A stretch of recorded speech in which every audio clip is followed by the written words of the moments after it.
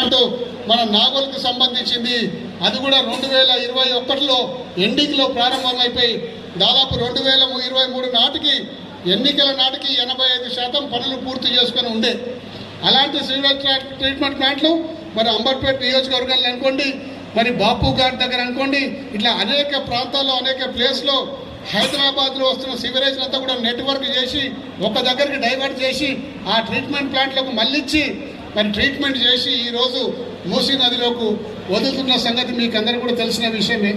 రెండవ ఫేజ్లో మూడవ ఫేజ్లో మొత్తం కూడా మిగతా 60 ట్రీట్మెంట్ ప్లాంట్లు కూడా ఏర్పాటు చేసి మరి ట్రీట్మెంట్ ప్లాంట్ అన్నీ కూడా ఏర్పాటు చేశాక స్వచ్ఛమైన నీరు మూసీ నదిలోకి వదిలినాకనే రెండవ ఫేజ్ మొదలవుతుంది.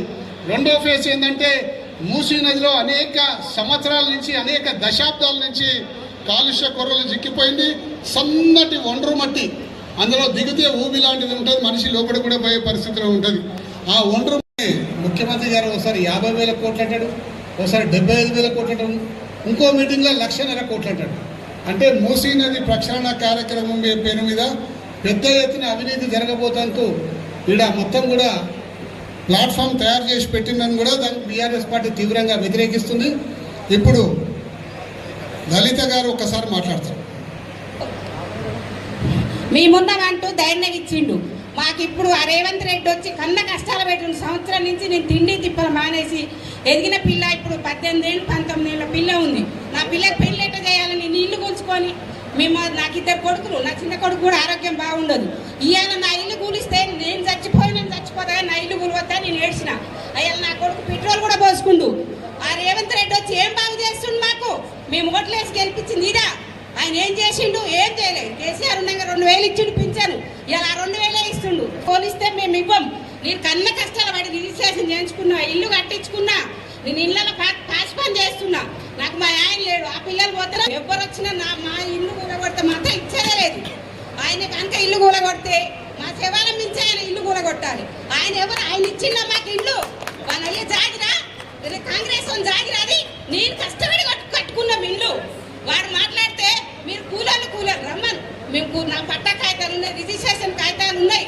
అయ్యా నా కోడలికి రేపు డెలివరీ అయ్యా దండం పెడతాం అన్నా ఇనలేదు. బయటికి నడరండి మమ్మల్ని నూకేసి ఇంట్లో 50,000 అయినాయి ఆపరేషన్. బయట ఒకరోజు లేట్ అయితే ఈ రేవంత్ పాలన ఏం బాగుంది?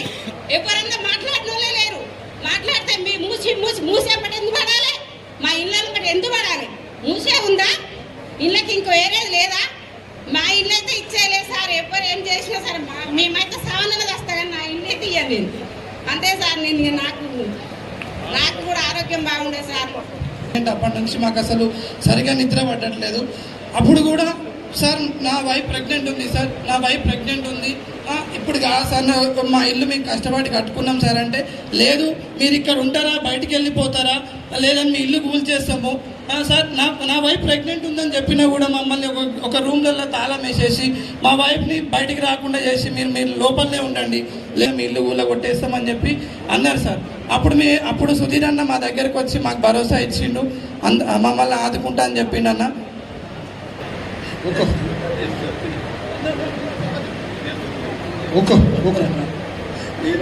నేను అన్ని అనుమతులు నా ఇల్లు కట్టుకున్నాను.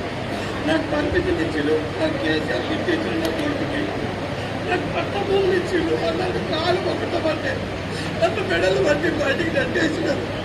నువ్వు రావద్దు, నిన్ను ఇల్లు కూల కొట్టేస్తారు, నువ్వు డబల్ బెడ్రూమ్ తీసుకుంటావా లేదా అని అడిగారు సార్. నా కొడుకు ప్రెగ్నెంట్ ఉంది, 9 months ప్రెగ్నెంట్ ఉంటే భయపడి నా వైపుని ఒక ఇంట్లో కిరాయికి పెట్టేసి వచ్చిన సార్. నేను ఆ రోజు నేను వద్దు అన్న కూడా నన్ను ఒక రూమ్లో తాళం వేసి నన్ను బయటికి నేను రాలేకుండా చేసి నన్ను భయపడి కిరాయికి తెచ్చుకున్నా. నేను నాకు ఏమిచ్చి నన్నకి కాంగ్రెస్గా కొడుతుందా?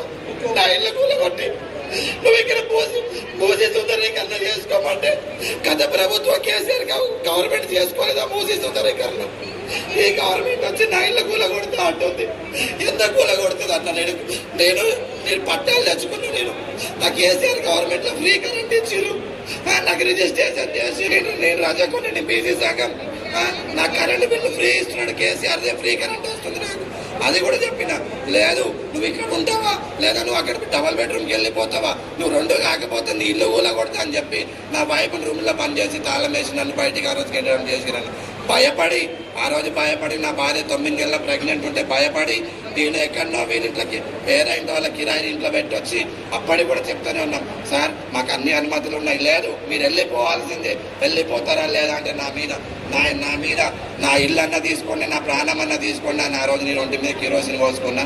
సుధీర్ అన్న గారు, మన తోట మహేష్ అన్న గారు, చందన్న గారు, విఠల్ రెడ్డి అన్న గారు, వీళ్ళందరూ మాకు ఎంతో భరోసా ఉంది. మా వెనుక నిలబడి మా ఇల్లు పోకుండా కాపాడారు.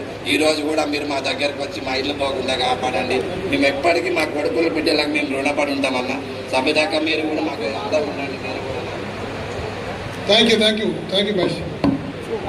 ఇప్పుడు అందరూ కూడా ఒక్కసారి కూర్చొని ఎవరి స్థానంలో వాళ్ళు కూర్చోండి. మన ప్రియతమ నాయకుడు కేటీఆర్ గారు ఇప్పుడు 2 నిమిషాలు మీ ముందర మాట్లాడతారు. దయచేసి అందరూ కూడా కూర్చొని కెమెరాలకు అడ్డంగా ఎవరు కూడా ఉండకండి అని చెప్పి మనం చేసుకుంటాం.